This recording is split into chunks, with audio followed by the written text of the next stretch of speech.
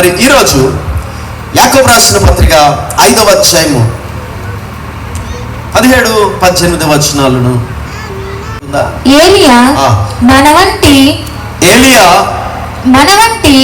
వంటి స్వభావము గల మనుషుడే వర్షింపకుండానట్లు అతడు ఆసక్తితో ప్రార్థన చేయగా 3.5 సంవత్సరముల వరకు భూమి మీద వర్షింపలేదు. అతడు మరలా ప్రార్థన చేయగా ఆకాశము వర్షమిచ్చెను, భూమి తన ఫలమునిచ్చెను. పరిశుద్ధాత్ముడు మనందరితో మాట్లాడును గాక. ఆమేన్. దానికి ఒకటి ఎలా నడుచుకుంటున్నాయంట? విరోధముగా నడుచుకుంటున్నాయి కనుక మీరు ఏమి నిశ్చయింతురో మీరు చెయ్యకుందరు గనక మీ ఆత్మతో శరీర క్రియలను చంపినేడల మీరు బ్రతికెదరు. మరి ఆత్మతో శరీర క్రియలను చంపాలంటే ఇది నా సబ్జెక్ట్ కాకపోయినా ముందుగా ఈ విషయం చెప్పాల్సిన అవసరం ఉంది కాబట్టి చెప్తున్నాను. మీలో ఇక్కడే ఉంది, ఆత్మ కూడా ఇక్కడే ఉంది. మరి శరీరాన్ని మనం జయించాలంటే ఏం చేయాలి? రోజు బైబిల్ చదవండి, ఆత్మలో బలంగా తయారవ్వండి. అప్పుడు శరీర క్రియలను మీరు చంపుతారు, అప్పుడు మీరు జయం పొందుకుంటారు. దేవునికి మహిమ కలుగును గాక. సరే, రోజు వాక్యము చదివే అనుభవం కలిగిన వారికి, అనుదిన వాక్య ధ్యానము కలిగిన వారికి ఎన్నిసార్లు బైబిల్ చదివినా ప్రతిసారి కూడా వాక్యం ముందుకు వచ్చినప్పుడు ఏదో ఒక వచనం మనల్ని ఆపేస్తూ ఉంటుంది. అలా నా ధ్యానాలలో నన్ను ఆపి ఆలోచింపజేసిన ఈ వచనాన్ని గురించి నేను చేసిన ధ్యానము మరి మీ ముందు పెట్టాలని పరిశుద్ధాత్మ మీద ఆధారపడి నిలబడుతున్నాను. దేవునికి స్తోత్రం. ఏంటా మాట అయ్యానంటే, మనం చదివిన ఈ వాక్యములో మొట్టమొదటి మాట, ఏలియా మన వంటి స్వభావము గల మనుష్యుడే. చెప్పండి, గురించి చదువుతున్నప్పుడు, ఈ ప్రవక్తల గురించి చదువుతున్నప్పుడు ఎందుకు రోమాలను ఎక్కువ పడుచుకుంటాయి దైవజనులకు కానీ విశ్వాసులకు కానీ అంటే, మీరు నోటితో ఏం పలికితే అది దేవుడు చేసేసాడు. దేవునికి స్తోత్రం. చదువుతున్నప్పుడు ఆశ్చర్యంగా ఉంటుంది, ఎలా జరిగినవి ఇవి, ఎలా చేశారు ఏలియా ఎలీషాలు ఇలాంటి కార్యాలు. ఒక్క దెబ్బ కొడితే యోర్దాను లేచి నిలబడుతుంది. ఈ అభిషేకం ఏంటి, ఈ బలం ఏంటి, ఇలాంటి కార్యాలు అంత్య దినాల్లో, అంత్యకాలంలో ఇప్పుడెందుకు జరగట్లేదు అనే ఆలోచన కలుగుతూనే ఉంటది. మీకు ఎవరికైనా కలిగిందా ఇలాంటి అనుభవం? ఈ ప్రవక్తల గురించి చదువుతున్నప్పుడు కలిగిందా, కలగలేదా? కలిగిన వారు చేతులు పైకెత్తండి. ఎవరు కలగలేదమ్మా?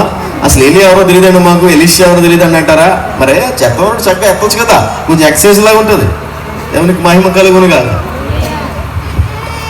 మరి ఇంత అద్భుత కార్యాలు బైబిల్ గ్రంథంలో దేవుడు ప్రవక్తల ద్వారా చేశాడు, దైవజనుల ద్వారాగా చేశాడు.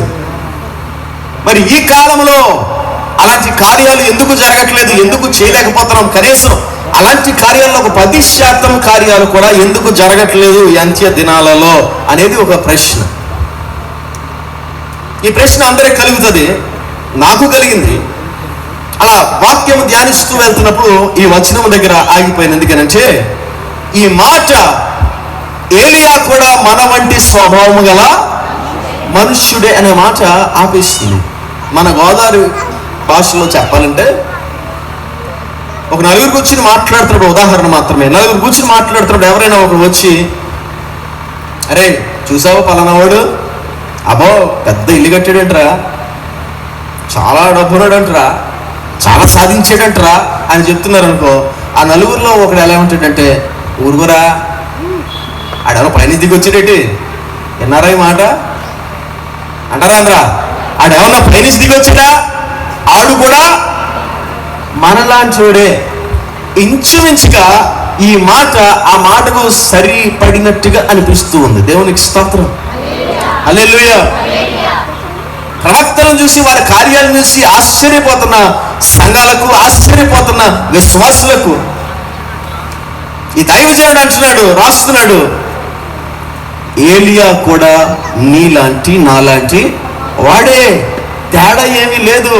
నువ్వు ఏలియాని గ్లోరిఫై చేయడానికి, ఎలీషాని గ్లోరిఫై చేయడానికి, అబ్బో గొప్ప ప్రవక్తలు అగ్రవంచి వారు అని చెప్పి గ్లోరిఫై చేయడానికి, వారు చేసిన కార్యాలు చెప్పుకొని నువ్వు భయపడడానికి, మురిసిపోవడానికి వారేం పైనుంచి దిగి రాలేదు. వారు కూడా నీలాంటి నాలాంటి మనుషులే. అయితే అనే మాట రాయించబడింది. దేవునికి స్తోత్రం. అక్కడ ఆగాడు. అయితే వారు ఆసక్తితో ప్రార్థన చేయగా వర్షం, మళ్ళీ ప్రార్థన చేయగా వర్షం వచ్చింది. ఈ దైవజనుడు చెప్తున్న మాట ఏంటంటే, మనలాంటి మనిషి కానబ్బాయి, వాళ్ళు ప్రార్థన చేస్తే వర్షం వస్తుంది, వాళ్ళు ప్రార్థన చేస్తే వర్షము ఆగిపోతే, అగ్ని కురమంటే అగ్ని కురుస్తుంది. కానీ మనకు అది జరగట్లేదు. ఎందుకు జరగట్లేదు అని అంటే, ఆయన ఆసక్తితో ప్రార్థన చేశాడు. దేవునికి స్తోత్రం. చెప్పండి మాట ఎలా చేశాడట? ఆసక్తితో ప్రార్థన చేశాడు. ఆసక్తిలో ఉన్న ఆసక్తి, ఆ దేవుని శక్తి మనలో లేదు గనక, మీలో లేదు గనక అలాంటి కార్యాలు మనము చేయలేక. ఇక్కడ ప్రతిరోజు ప్రార్థన చేసుకునే చేతుల పైకి ఎత్తండమ్మా. ఎంత త్వరగా ఎత్తారో, దేనికి ఎత్తకపోయినా దీనికి ఎత్తారు. ఎందుకు చేస్తారంటే, ఏ కడుపు నొప్పి వచ్చినా ముందు మనకి ఏం గుర్తుంది? ప్రభా తగ్గించా. ఏ తలనొప్పి వచ్చినా తగ్గించాయా, ఏ అప్పు గుర్తు వచ్చినా తగ్గించాయా. అయితే ఈ ప్రార్థనలో ఆసక్తి ఉందా? ఈ ప్రార్థనలో ఆసక్తి ఉందా? దేవుని దగ్గర నుంచి పొందుకోవడంలో ఆసక్తి ఉందా అంటే, ఈ ప్రార్థనలో ఆసక్తి లేదు, కానీ శక్తి వలన పొందుకునే కార్యాల కొరకు ఆతురత కనబడుతుంది. అసలు ఆసక్తితో ప్రార్థన చేయడం అంటే ఏంటి అనేది మనం ఈ రాత్రి ఆలోచన చేయాలి. ఆసక్తితో ప్రార్థన చేయడం అంటే, ఎందుకు ఆసక్తితో ఏలియా ప్రార్థన చేశాడంటే, అలా ప్రార్థన చేసిన మన జీవితాల్లో ఏం జరుగుతాయంటే, ఈరోజు మనం దేవుని సముఖములో నేర్చుకుంటే అర్థమైపోతుంది. దేవునికి స్తోత్రం. హల్లెలూయా. మీలో చాలా మంది ప్రార్థనలు ప్రతిరోజు చేసేవి కొన్ని రొటీన్ ప్రార్థనలు చేస్తూ ఉంటారు. ఆ ప్రార్థనలో ఒక అంశం ఉండదు. ఆ ప్రార్థనలోకి నశించిపోతున్న ఆత్మల పట్ల భారం ఉండదు. ఆ ప్రార్థనలో దేవునితో సహవాసం చేయాలన్న ఆలోచనే ఉండదు. ఆ ప్రార్థనలో దేవుని యొద్ద నుంచి శక్తి పొందుకోవాలి, పరిశుద్ధాత్మతో నింపబడాలన్న యోచనే ఉండదు. తెల్లవారుగానే మనకు ఇదే ప్రార్థన. అందులో ఆసక్తి ఎక్కడుంది? అందులో సహవాసం ఎక్కడుంది? అందులో దేవుని దగ్గర నుంచి పరలోక బియ్యములు పొందుకోవాలన్న ఆలోచన ఎక్కడుంది? లేదు. మరి ఏలియాకి ఏముందంటే ఆసక్తి ఉంది. ఏంటి అసలు ఏలియా ఆసక్తి?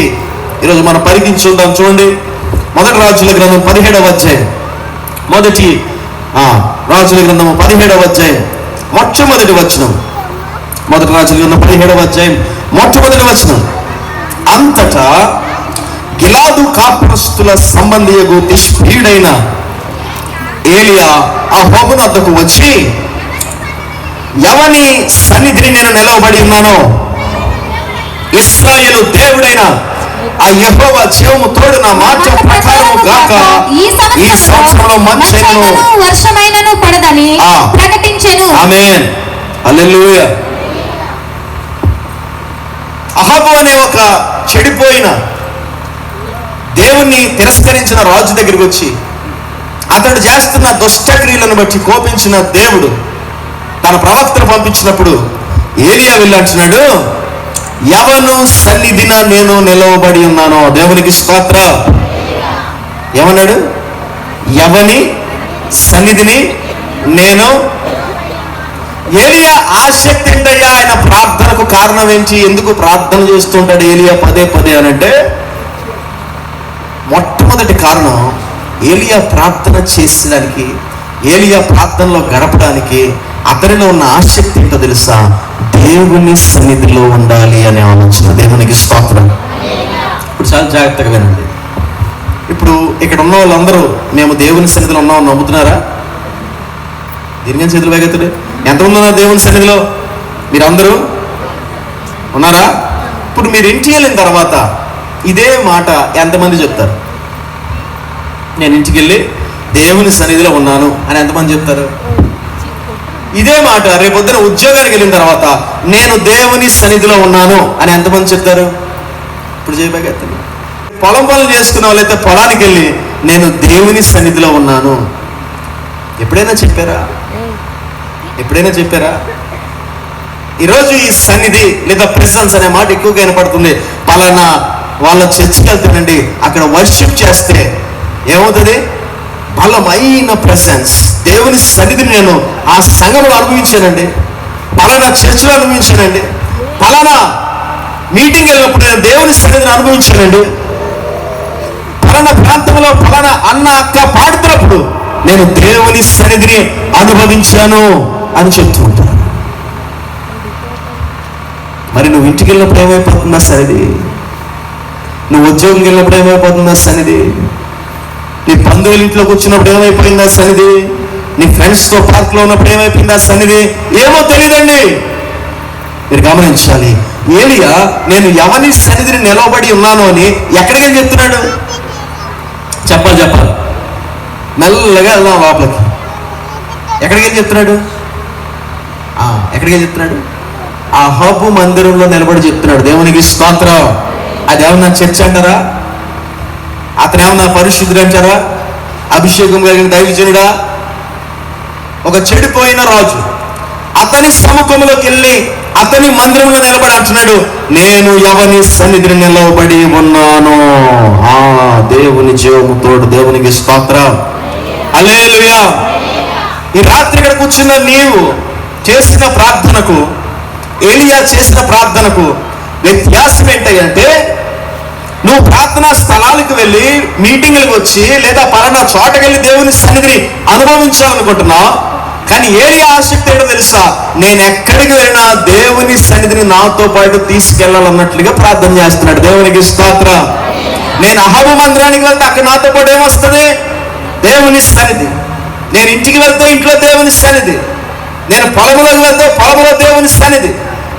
ఈరోజు క్రైస్తవులు మరిచిపోతున్న సంగతి ఏంటంటే, మనము దేవుని నుంచి వేరుగా బ్రతికి అప్పుడప్పుడు అకేషనల్ గా దేవుని యొక్క సన్నిధిని అనుభవించడానికి పిలువబడిన వారము కాము. దేవునికి స్తోత్రం.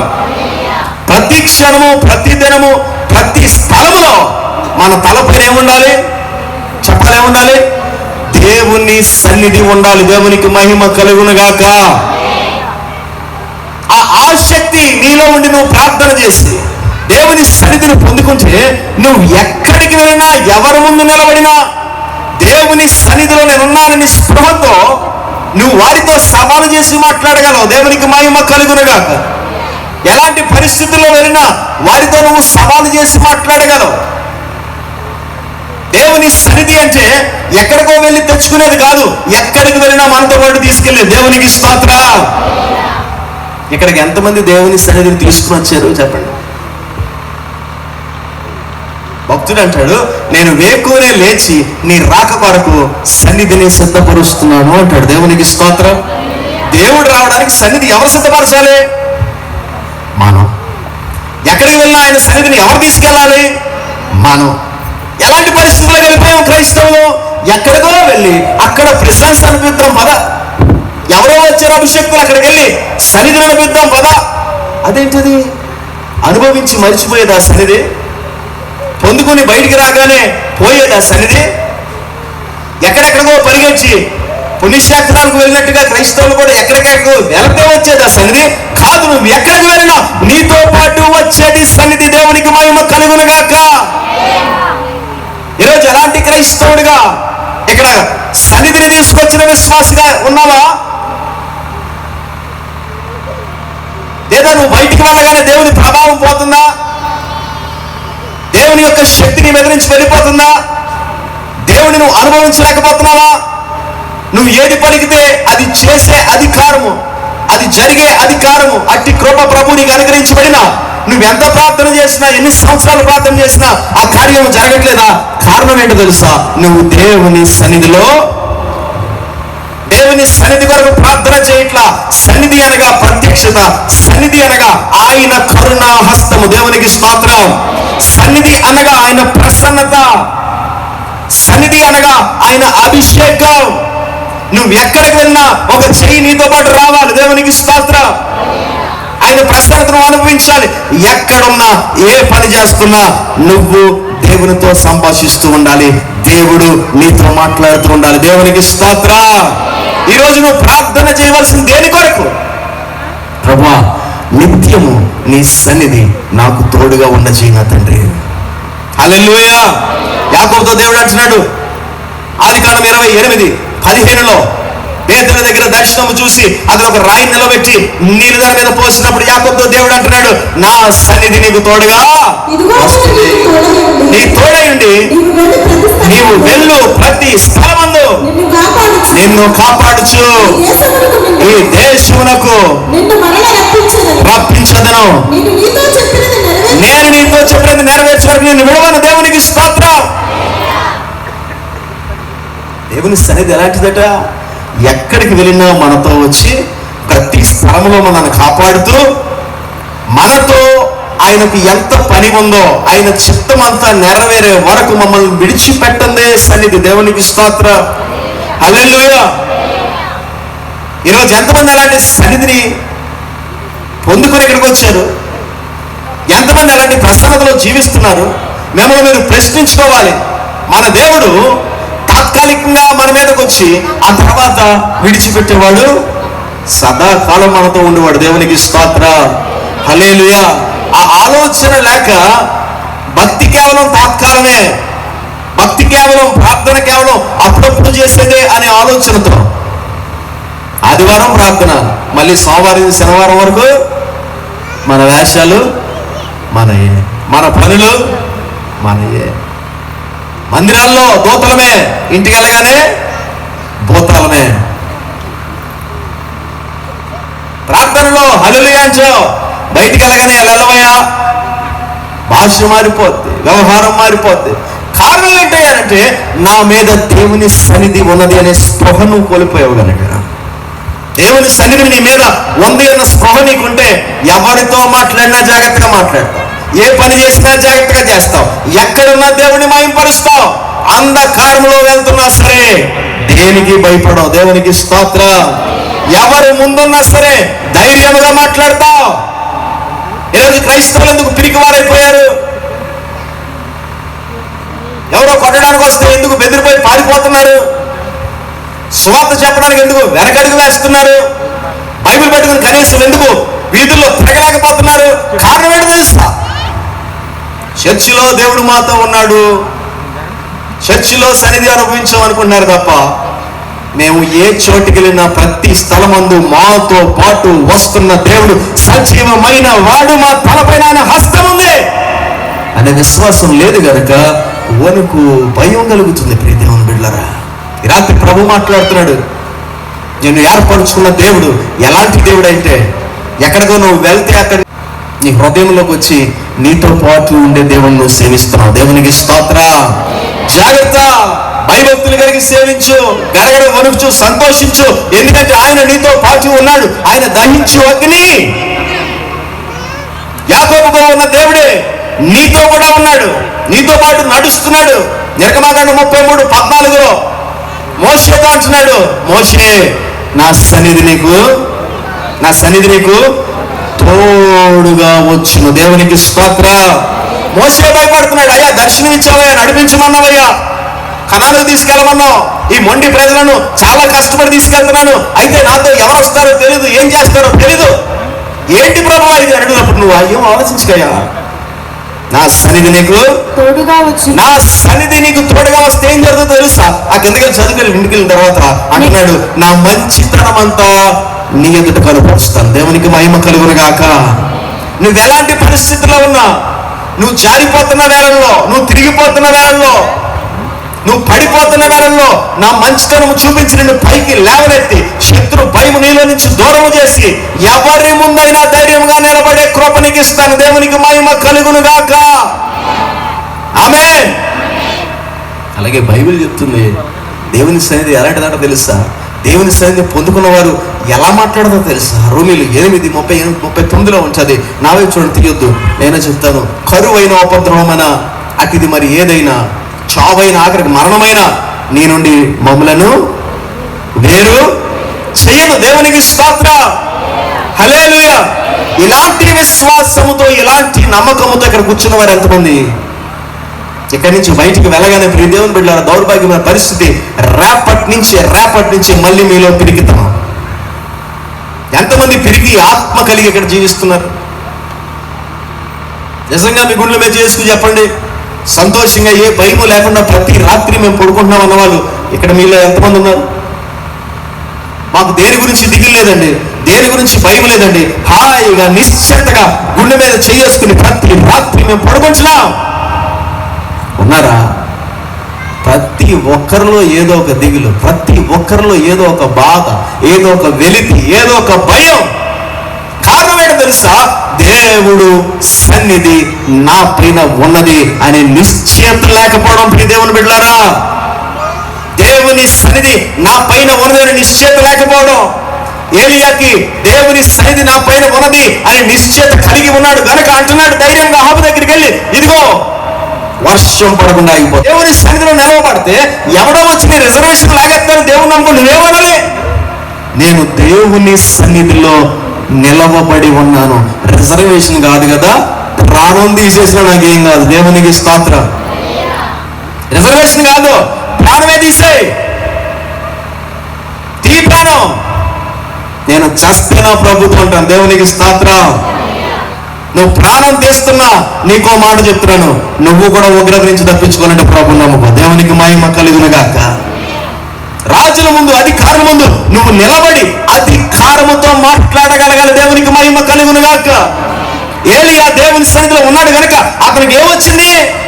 అధికారం వచ్చింది. నువ్వు దేవుని సన్నిధిలో లేవు కనుక నీకు పిరికితనం వచ్చింది. ఏమొచ్చింది? ఎవరైనా మీకు పిరికి ఆత్మను, శక్తియు, ప్రేమయు, ఇంద్రియ నిగ్రహం కలిగిన ఆత్మను ఇచ్చిన వాక్యం చెప్తుంటే ప్రతి ఒక్కడు పిరికుడైపోయాడే. అమ్మో కొడతారండి. ఏం చేస్తారు? అమ్మో కొడతారండి. మనం జాగ్రత్తగా ఉండాలి, కొంచెం తెలివిగా వెళ్ళాలండి, మరీ బొత్తిగా మరీ ధైర్యంగా వెళ్ళిపోకూడదండి. మరి కరిమేలు పర్వతం మీద 100 మంది బయలు ప్రవక్తలు అంటే ఒక ఏలియా నిలబడి ఏమన్నాడు? ఎలా మాట్లాడాడు? గుర్తు చేసుకో ఒకసారి. భయపడ్డా? ఎందుకు భయపడలేదు? దేవుని సన్నిధి ఏలియాతో ఉంది కాబట్టి ఏలియాకు అధికారం ఇచ్చాడు దేవుడు. దేవునికి స్తోత్రం. ఈ రోజు ఇక్కడ కూర్చుని మీరందరూ కూడా ఈ రాత్రి అదే అధికారం తీసుకుని వెళ్ళాలి. దేవునికి మహిమ కలుగునుగాక. ఏం తీసుకెళ్ళాలి? అధికారం. ఈ అధికారం లేకపోతే ప్రతి దానికి భయపడుతూ ఉంటావు నువ్వు. అధికారం అంటే ఏం చేస్తావు? ఎండిన లోయలోన గొప్ప సమూహము నే చూడగా నీ అధికారం నాకేమో. ఏం చేస్తారంట? జీవము రమ్మని ప్రవచించదన్. ఎవరది? ఎండిన లోయలోన గొప్ప సమూహము నే చూడగా నీ అధికారం నాకేమో. జీవము రమ్మని ప్రవచించదన్. మండే అగ్నల్లేరా దేవా, అన్య భాషలతో అభిషేకించు. గాలల్ని మమతాకుము. హల్లెలూయా.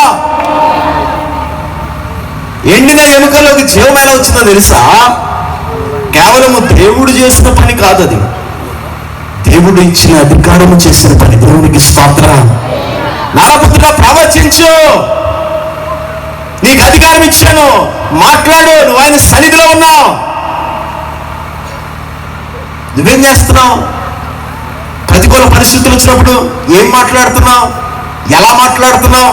పిరికితనంతో వణికిపోతున్నావా? ఎవడో వచ్చి చర్చికి వెళ్తుంటే భయపడిపోతావా? రిజర్వేషన్ పోతుందంటే భయపడిపోతావా? కులం మార్చుకోవాలంటే భయపడిపోతావా? డబ్బులు రావంటే భయపడిపోతావా? ఏది పోయినా పర్వాలేదు, నేను దేవుని సన్నిధిలో ఉన్నాను గనక అన్ని పోయినా కాకులు తెచ్చి ఆహారం పెడతాయనే విశ్వాసం రావాలి. దేవునికి స్తోత్రం. హల్లెలూయా. ఎప్పుడొస్తుంది విశ్వాసం అంటే అధికారమును సంపాదించుకున్నప్పుడు. దేవునికి మహిమ కలుగునుగాక. ఏం సంపాదించుకోవాలి? అధికారం. ఏలియా అధికారం సంపాదించుకున్నాడు. దేవుని సన్నిధిలో ఆసక్తితో ప్రార్థన చేసి దేవుని సన్నిధిని సంపాదించుకున్నాడు. దేవుని సన్నిధిలో ఉండటం వలన అధికారం సంపాదించుకుంది. ఎలాంటి అధికారం తెలుసా? చూడండి, ప్రకటన గ్రంథం 11వ అధ్యాయం 6వ వచనం. ప్రకటన గ్రంథం 11వ అధ్యాయం 6వ వచనం. తాము ప్రవచింపు దినములు వర్షము కురవకుండా ఆకాశమును మూయటకు వారికి అధికారం కలదు, మరియు వారికి ఇష్టమైనప్పుడల్లా నా నానా విధమైన తెగుళ్లతోనూ భూమిని బాధించినప్పుడు వారికి అధికారము కల దేవునికి స్తోత్ర. ఇది ఎవరి గురించి రాయిస్తాడో తెలుసా? రాకడలో, అంత్యకాలములో తిరిగి రాబోతున్న ఏలియా మోషేల గురించి రాయిస్తున్నాడు. దేవునికి స్తోత్ర. మళ్ళీ ఏలియా వచ్చి ఏం చేస్తాడంట? వర్షం రాకుండా ఎప్పుడు సంపాదించుకునే అధికారం? ఎప్పుడు? వేల సంవత్సరాల క్రితం పాత బంధువులో సంపాదించుకున్నాడు. ఎప్పుడు దాకా కొనసాగుతుందంటే అధికారం? ఎప్పుడు దాకా? అంత్యకాలంలో సైతం ఆ అధికారం వలతనం. దేవునికి స్తోత్ర. నువ్వు అధికారము సంపాదించుకుంటే ఎప్పటి వరకే కాదు, యుగ సమాప్తి వరకు పని చేయబోతుంది భూమి మీద. దేవునికి మహిమ కలుగును గాక. నువ్వు పలికిన ప్రతి మాట నెరవేరబోతుంది. వాక్యం సర్వస్వం. నువ్వు దేన్ని పలుకుతావో దాన్ని స్థిరపరుస్తాను. దేవునికి స్తోత్ర. నువ్వు దేన్ని యోచిస్తావో అది నీకు స్థిరపరచబడుతుంది. నువ్వు దీవించే వారిని నేను దీవిస్తాను. ఈ నాలికలో జీవ మరణాలు ఉంచాడు ప్రభు. దేవునికి మహిమ కలుగును గాక. ఈరోజు ఏలియా వర్షం ఆగిపోమంటే ఆగిపోయింది. నువ్వెందుకు మాట్లాడే ప్రతి మాట జరగట్లేదు అంటే ఎందుకు పోదు? మనం పోరాడదు శరీరంతో కాదు, వాయువులకు శక్తులతోనూ. అనివో వారు నన్ను బెదిరిస్తున్నప్పుడు, ముందుకు వచ్చి వణికిస్తున్నప్పుడు దేవుని సంఘం నిలబడ్డాను.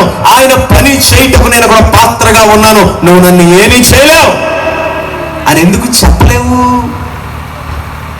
నీకేమి లేదు, ఏమి లేదు, అధికారం లేదు. ఏముంది? పిరికితనం ఉంది. జాగ్రత్త. దేవుని బిడ్డలారా, పిరికి వారు పరలోక రాజ్యానికి ప్రవేశించగలరా? ప్రవేశించలేరు. అధికారము నీకుంటే నువ్వేం పలుకుతావు అది జరుగుతుంది. ఎవడు నిన్ను బెదిరించినా, ఎక్కడ నువ్వు నిలబడినా దాన్ని దేవుడు మార్చేస్తాడు, తారుమారు చేస్తాడు. దేవునికి మహిమ కలుగునుగా. నేను తమ్ముడు చెప్పినట్టుగానే మాది నిడదవోలు గ్రామం అయితే దేవుడిచ్చిన దర్శనముతో 6 సంవత్సరాల క్రితం మించుగా నేను కడప ప్రాంతానికి వెళ్ళిపోయాను. కడప నుంచి కొంత దూరం ముందే తాళాలు నరికారు ఇటీవలే.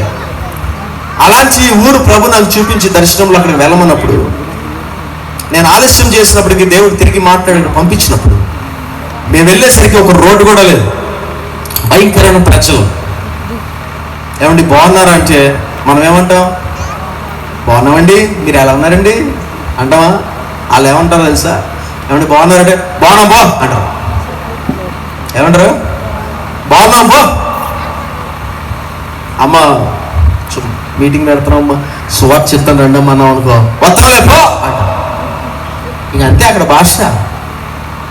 అలాంటి ప్రాంతంలో, రోడ్డు కూడా లేని ప్రాంతంలో వెళ్ళి పరిచయం చేసి కింద మీద పడి మొత్తానికి మాటలు పడి దెబ్బలు తిని రక్తం కార్చి రక్తం చిందింపబడి రోగాల బారిన పడి పరిచయం చేయగా మరి అనేకులను ప్రభు రక్షించి అక్కడ మొట్టమొదటి సంఘముగా మరి ఈ దేన సేవకుడిని ప్రభు వాడుకుని ఒక చక్కని సంఘం ఏర్పాటు చేశాడు. దేవునికి స్తోత్రం.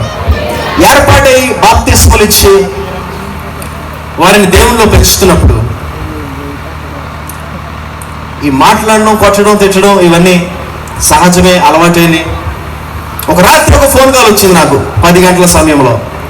ఆ ఫోన్ కాల్ ఎత్తగానే ఒక ఆయన మాట్లాడుతున్నావు, రే నువ్వు మా ఊరు ఎందుకు వచ్చావరా అని అడిగాడు. ఎవరండి మీరంటే పలానా పేరు చెప్పాడు. నువ్వు ఎందుకు వచ్చావండి? ఎందుకు వచ్చావు ఏంటండి? ప్రభు నన్ను పంపించాడండి. నువ్వు ఎందుకు వచ్చి ప్రభు గురించి చెప్పి మార్చావు, చర్చ ఎందుకు కట్టావు? నాకు ప్రభు చెప్పాడండి అంటే పచ్చి బుద్ధులు తిట్టడం మొదలెట్టాడు. ఎన్ని గంటలకి? రాత్రి 10కి.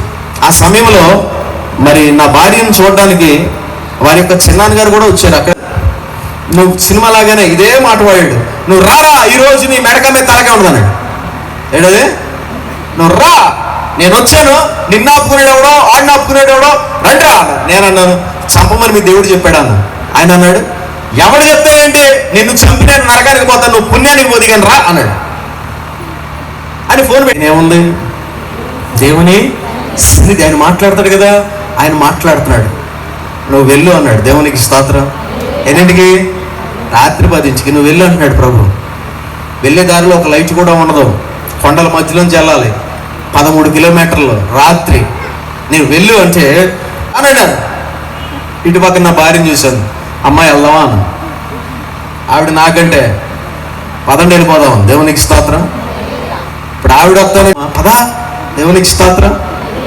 మొత్తానికి 13 కిలోమీటర్లు దాటి ఊర్లోకి వెళ్ళిపోగానే జరిగింది ఏంటో తెలుసా? 10:30, 11 దగ్గర అవుతుంది. జరిగింది ఏంటో తెలుసా? మమ్మల్ని చంపుతానని వార్నింగ్ ఇచ్చి రమ్మని తాగేసి పిలిచినాడు. ఆ తాగిన మొత్తం అక్కడ పడిపోయాడు. దేవునికి మహిమ కలుగునుగా. నేను ఆగుతానా? చక్కగా ఒక స్పీకర్ పెట్టి సౌండ్ పెట్టి రాత్రి 12 వరకు సువార్త ప్రకటించాను. దేవునికి మహిమ కలుగునుగాక. ఆ కొండల్లో గిర్రం తిరిగింది. దెబ్బకి ఒక్కొక్కరికి ధైర్యం వచ్చింది. మీటింగ్ వస్తే చంపేస్తామని కత్తి పట్టుకుని వీధుల్లో తిరుగుతుంటే ఎవరింట్లో నుంచి బయటికి రాట్లా. ఈ కార్యాన్ని చూసి ఈ మాటను విని ఏమైందో తెలుసా? దెబ్బకు ఒక్కొక్కరు రావడం, పిరికి వారు ధైర్యం పొందుకోవడం. ఇప్పుడు నాకు ముందుగా వారు నిలబడ్డే వారిగా అయిపోయారు. దేవునికి స్తోత్రం. ఎక్కడి నుంచో వచ్చి ఇతనిత ధైర్యంగా నిలబడితే మనం ఎందుకు నిలబడకూడదు దేవుని కోసం? దేవునికి మహిమ కలుగునుగాక. నువ్వు అధికారము దేవుని యొద్ద నుంచి సంపాదించుకుంటే ఎవరికి దేనికి భయపడాల్సిన అవసరమే లేదు. ఈ రాత్రి దేవుడు నీతో మాట్లాడుతున్నాడు. ఒక రోగం చూసుకుని భయపడిపోతావా? ఒక చిన్న అప్పుకు భయపడిపోతావా? ఒక చిన్న రోగానికి భయపడిపోతావా?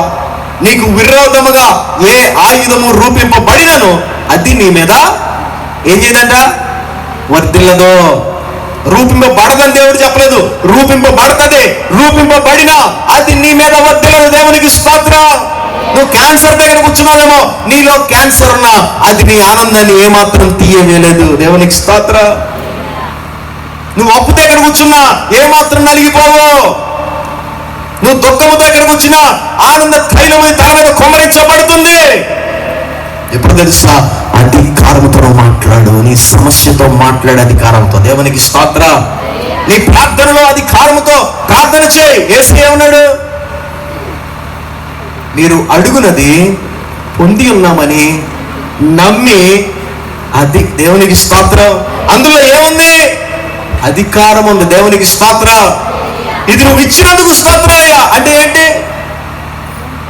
ఆయన నిమ్మని అనడమే కాదు, ఆయన ఇచ్చిలా చేసేసి పొందేసుకున్నందుకు కృతజ్ఞత కూడా చెల్లించడం. దేవునికి స్తోత్రం. ఎంతటి అధికారం ఇచ్చాడంటే ఆఖరికి దేవుని దగ్గర నుంచి లాక్కునే అధికారం కూడా నీకు ఇచ్చాడు. దేవునికి మహిమ కలుగునుగాక.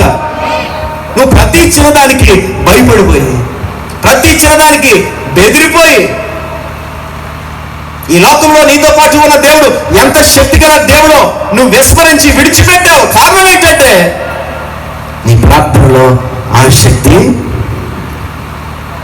నువ్వు ప్రార్థన చేసేది నీ అవసరాల కోసమే తప్ప దేవునితో సహవాసము చేయుటకు, ఆయనతో సంభాషించుటకు, ఆయన రూపమును నువ్వు సంపాదించుకున్నటకు నువ్వు ప్రార్థన చేయట్లా. ఈ రాత్రి నుంచి నీ ప్రార్థన ఎలా మారాలి తెలుసా?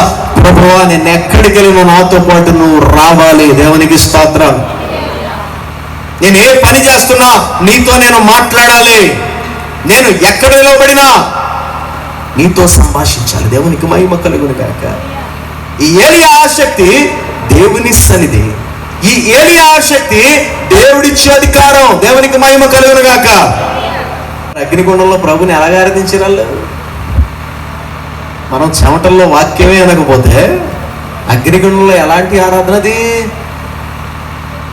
చెరసాలలో బద్దలైపోయే కీర్తనలు ఎలా పాడారు? కాళ్ళకు బండలు కడితే, సంఖ్యలు కట్టేస్తే, చీకటి గదిలో కొట్టి కొట్టి విడిచిపెడితే కాళ్ళు కూడా కదపలేరు, ఇంకా బండమే కూర్చోవడం తప్ప లేగలేరు. అలాంటి పరిస్థితుల్లో గట్టి గట్టిగా కీర్తనలు పాడారు. దేవునికి మహిమ కలుగునుగాక. దేవుని బిడ్డలారా, మనం అలాంటి బలవంతులై ఉండాలి. దేవునికి స్తోత్రం. అలాంటి అధికారం మనలో ఉండాలి. సరే, అది చెప్పే ముందు ఒక చిన్న పల్లవి పాడిస్తాను. మీతో పాడతారా? ఇటీవల నేను రాసిన ఒక పాట. ఎవరికైనా తమ్ముడు ఎఫ్ మేజర్ పట్టుకోవచ్చు సార్. ఎఫ్ మేజర్ ఒకసారి. హల్లెలూయా. చెప్పండి సార్, సంతోషంగా గట్టిగా చెప్పండి. బలవంతుడవై ఉండుము అని గట్టిగా. బలవంతుడవై ఉండుము, బలముపై బలం పొందుము. అట్లా మాకు బలం వద్దండి కావాలంటారా? బలవంతుడవై ఉండుము, ఇంకా గట్టిగా, బలముపై బలం పొందుము. బలహీనుడై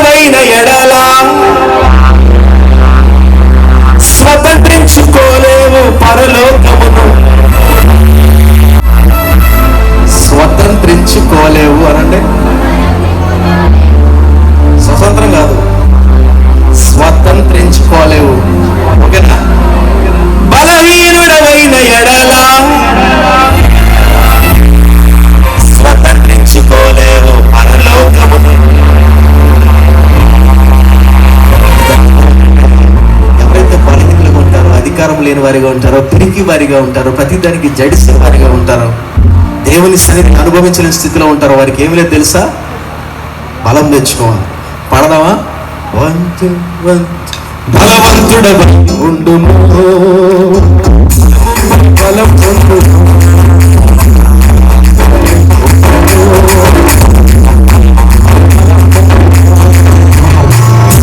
బలము గురించి పాడుతున్నాం మనం. బలం లేకుండా పాడితే ఎలాగా? కొంచెం బలం తెచ్చుకొని చేతులు కనపడేలాగా చూపించి చప్పట్లు కొడుతూ పాడండి. బలవంతుడవై ఉండుము.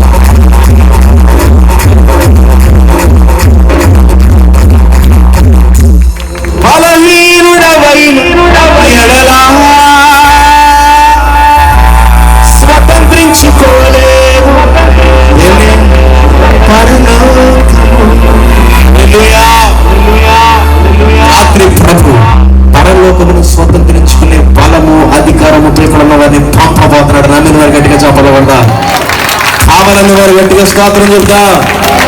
హల్లెలూయా. కాబట్టి ఏలియా ఆ శక్తి ఏంటయ్యా? మొట్టమొదటి నేను దేవుని సన్నిధిలో, రెండవది దేవుడిచ్చు అధికారం నేను పొందుకోవాలి. దేవునికి స్తోత్రం. హల్లెలూయా. మూడవది ఏంటో తెలుసా? చూడండి, మొదటి రాజుల గ్రంథం 18వ అధ్యాయం. ఇది కూడా చెప్పి నేను ముగించేస్తాను. 18:40-42. ఆహాబు భోజనము చేయబోయిన గాని ఏలియా కర్మేలు పర్వతము మీదకి పోయి నేల మీద పడి ముఖము మోకాల మధ్య ఉంచుకొనెను. తరువాత అతడు తన దాసుని పిలిచి, నీవు పైకి పోయి సముద్రము వైపు చూడమనగా వాడు మెరకు ఎక్కి పారచూచి ఏమీ కనబడలేదనగా అతడు ఇంకా 7 మారులు పోయి చూడమని చెప్పాను. 7వ మారు అతడు చూచి, అదిగో మనిషి చెయ్యి ఎంత చిన్న మేఘము సముద్రం నుండి పైకి ఎక్కుచున్నదనెను. హల్లెలూయా. హల్లెలూయా. ఈ సందర్భం ఎక్కడ జరిగిందయ్యానంటే, ఏలియా వర్షము ఆగిపోమని చెప్పాడు. దేవుడు ఏలియాతో తిరిగి మాట్లాడాడు, నువ్వు వెళ్ళి అహాబుతో చెప్పు వర్షం తిరిగి రాబోతుంది. దేవునికి మహిమ కలుగును గాక. వర్షము తిరిగి రాబోతుంది. ఈ మధ్యలో జరిగింది ఏంటంటే, ఏలియా అహాబుతోను యెజబెల్తోను సవాల్ చేశాడు. నీ ప్రవక్తని పిలుచుకుంటురా, నేను నా దేవుని పక్షం నిలబడతాను, కరిమేలు పడత మీద బలిపీఠాలు కడదాం, అగ్ని వచ్చి ఎవరు అర్పించి బలిపీఠ మీద కొమ్మరించబడతాదో వారే నిజమైన దేవుడు. దేవునికి స్తోత్రం. మొత్తానికి ప్రార్థన చేశాడు. వారు పగలంతా చేశారు, రాలేదు. సాయంత్రం వరకు చేశారు, రాలేదు. ఈయన ప్రార్థన చేశాడు. ప్రార్థన చేస్తుండగానే ఏమొచ్చింది? అగ్ని వచ్చింది. అగ్ని దిగింది. ఖడ్గం పట్టుకున్నాడు, పరిగెట్టాడు. ముసలోడైనా మొత్తం ఉన్న వాళ్ళందరూ తెగరికి పడేశాడు. దేవునికి స్తోత్రం. నరికి వచ్చి అహాబుతో చెప్పాడు, అహాబు వర్షం రాబోతుంది, నువ్వు వెళ్ళిపోయి ఇజ్రాయిల్కి పారిపో అన్నాడు. అహాబు అన్నాడు, ఇప్పుడేం మేఘాలు లేవు, గీగాలు లేవు, ఏమీ లేవయ్యా అంటే, లేదు లేదు నాకు ప్రభు చెప్పాడు వర్షం వస్తుంది, వెళ్ళిపో అన్నాడు. అహాబు విని పరుగున అహాబు వెళ్ళిపోయాడు. ఏలియా కొండ మీదకి వచ్చి నేల మీద పడి ఏడ్చి ప్రార్థన చేస్తున్నాడు. దేవునికి స్తోత్రం. ఇక్కడ చిన్న విషయాన్ని గమనించాలి మీరంతా. ఎప్పుడు ప్రార్థన చేస్తున్నాడు ఈయన? అంతకు ముందే అగ్నిని దింపేశాడు. దేవునికి స్తోత్రం. అగ్నిని దింపమని దేవుడు చెప్పాడు ఏలియాతో? చెప్పాలి. అగ్నిని దింపమని దేవుడు చెప్పాడా?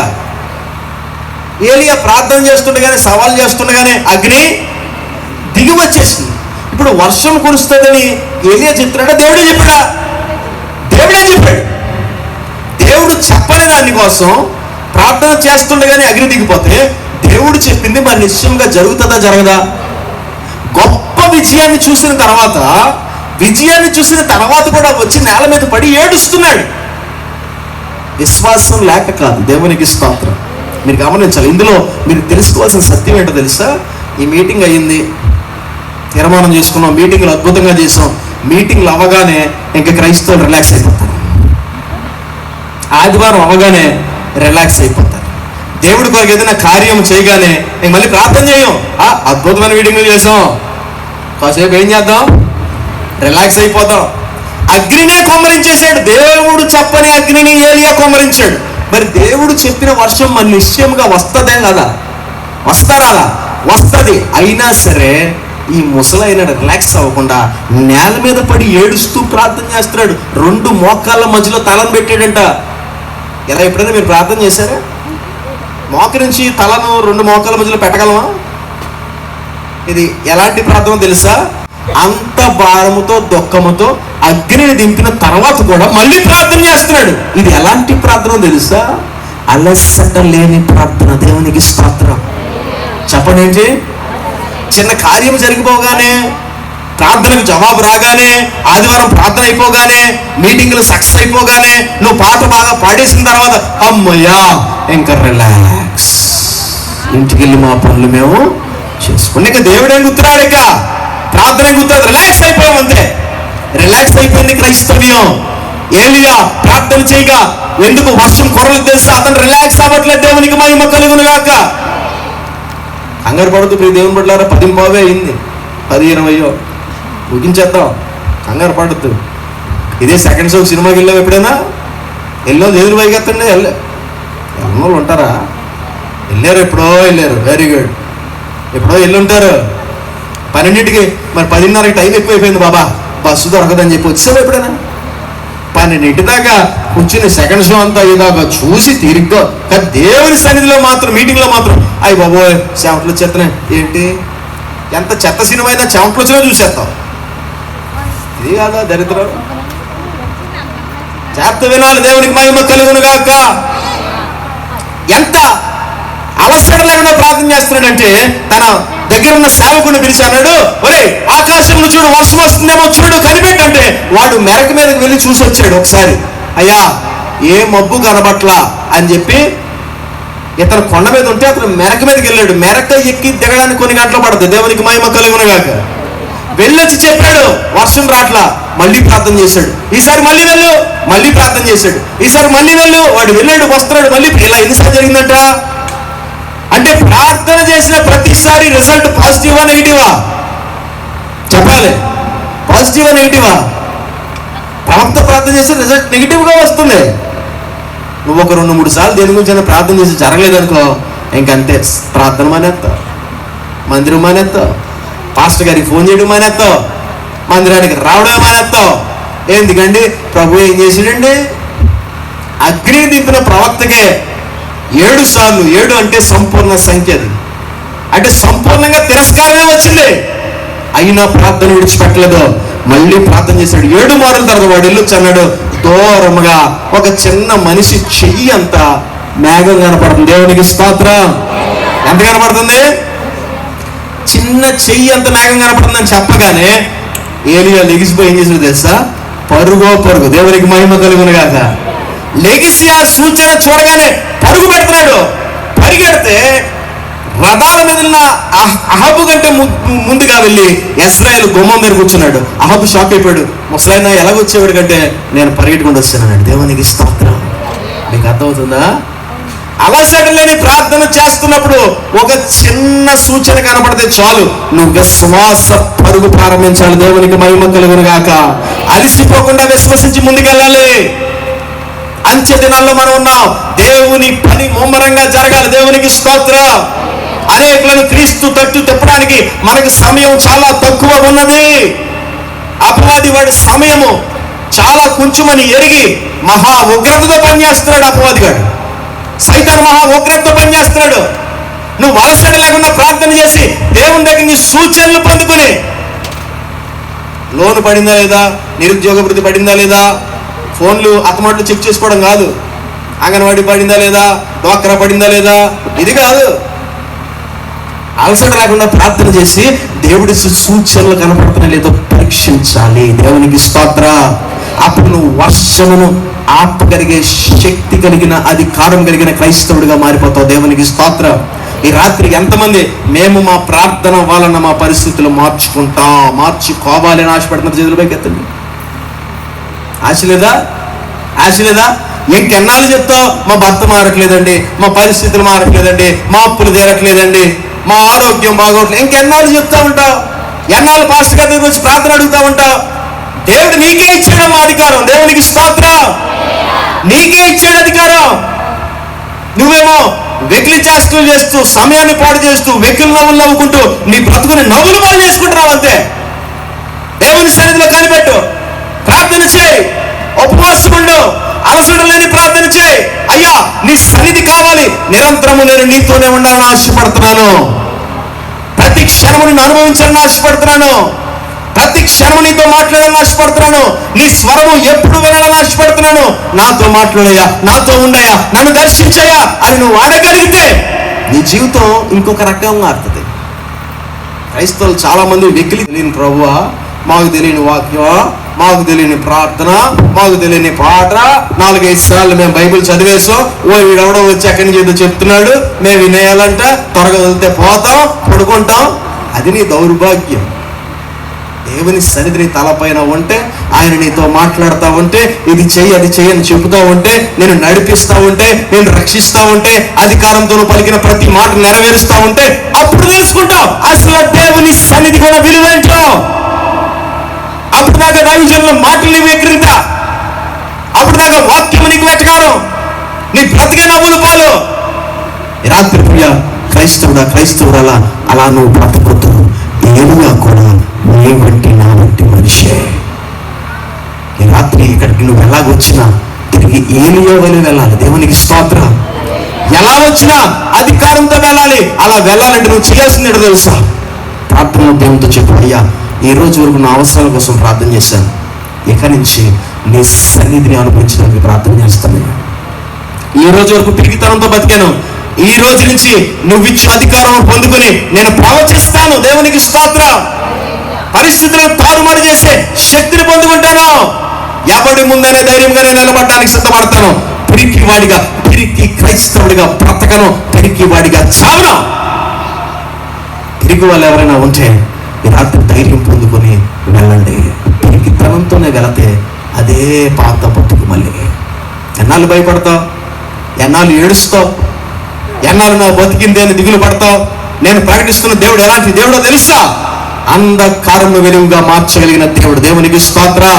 చీకటిలో నుంచి నిన్ను పిలిచిన దేవుడు, భూమిని తలకిందులు చేసే అధికారం నీకు ఇచ్చే దేవుడు. బ్రతికితే అలా బ్రతుకు. దేవునికి స్తోత్రం. చావులేమో తేల్చుకో, పోరాడు, విజయం సంపాదించు. విజయం నిచ్చుటకు దేవుడిని పక్షమున ఆయన యుద్ధము చేయడానికి సిద్ధంగా ఉన్నాడు. దేవునికి మహిమ కలుగును గాక. ఇంకా రోగానికి భయపడతావా? ఇంకా అప్పుకు భయపడతావా? ఇంకా సువార్త ప్రకటించడానికి భయపడతావా? అలా భయపడితే నీ వలన దేవుని రాజ్యానికి ఏ ఉపయోగం లేదు. నేను దేవుని రాజ్యానికి ఎంతో కొంత ఉపయోగపడాలనుకుంటావా? ఈ రాత్రి నీ పరిస్థితులను ప్రార్థనతో మార్చుకోవడానికి దేవుని సన్నిధిలో ఒక తీర్మానం చేసుకో.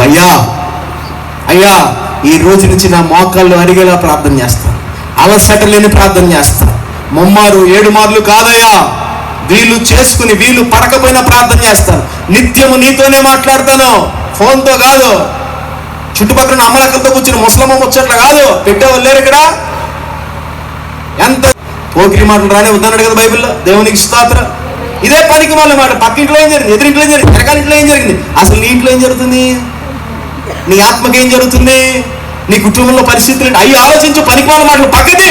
ఇప్పటికే కాపురాలు చేసింది చాలు, పోరగొట్టింది చాలు, దరిద్ర కొట్టు బుద్ధి పక్కన పెట్టు, దేవుని రాజ్యాన్ని కట్టు. వెకిలి మాటలు మానే.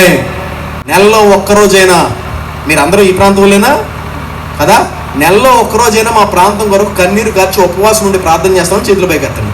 ఒక్కరోజే సవాల్. మిగతా వాళ్ళు మీరు సిగ్గుపడండి. ఎంతోమంది రక్తం కార్చి ప్రాణాలు ఇస్తే వచ్చింది మీకు రక్షణ. ఒకరోజు ఉపవాసం ఉండి కన్నీరు కార్చట్లేదు నువ్వు.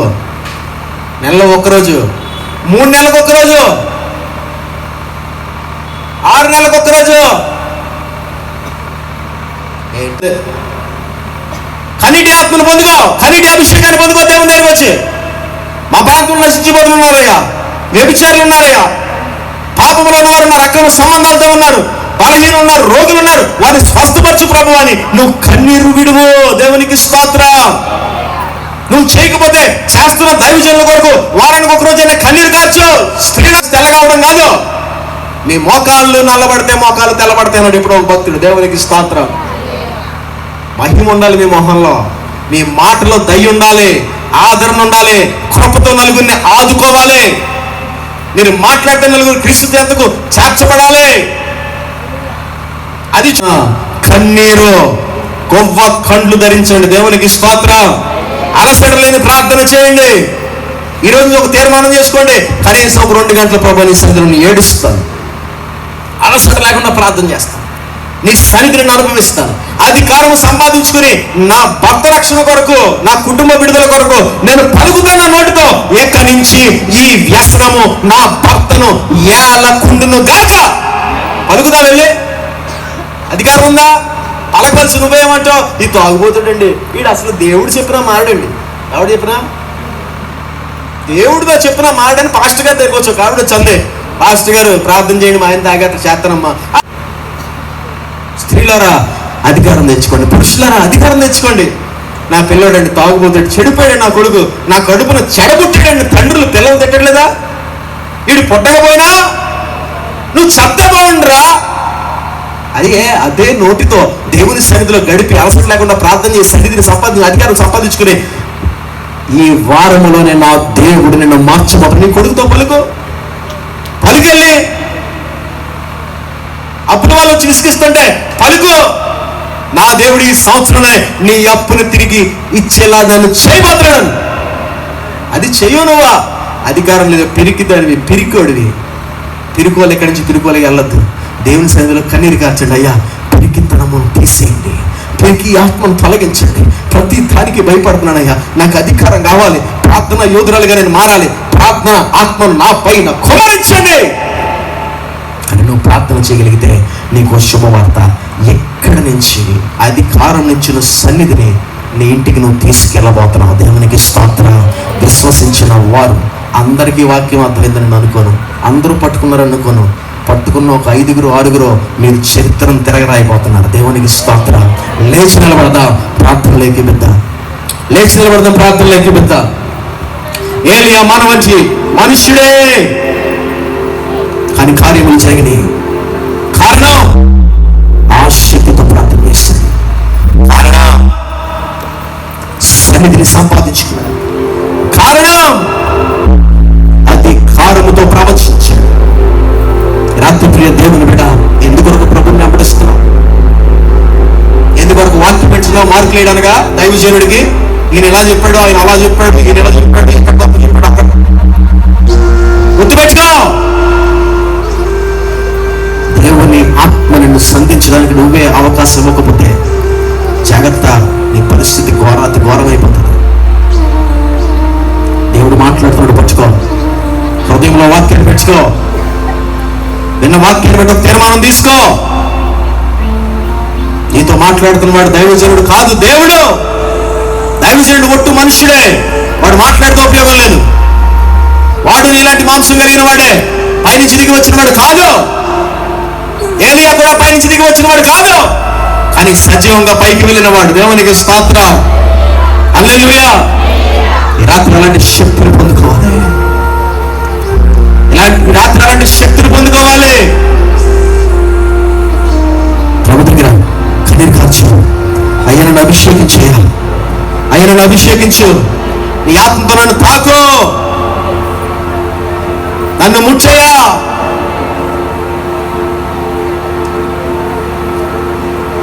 మండే అగ్నిల్లేరా దేవా, అన్య భాషలతో అభిషేకించు. ఎగసే గాలులే నన్ను తాకుమా, జీవనది వల్లే ప్రవహించును. ఎవరు కోరికలు చూడద్దు, ప్రతి ఒక్కరూ చేతులు పైకెత్తి కన్నీరు విడుస్తాయా. ఈ సన్నిధి నాకు దయచేయి. పరిశుద్ధాత్ముడా, ఆ పైన నీ ప్రభావం కుమరించిందని అడుగు. అగ్ని పైన కాల్చే సమయం, నీ హృదయం మండే సమయం. పాడు చేసుకోబట్టి ఇటు తిరిగి అతనితో మాట్లాడుకో.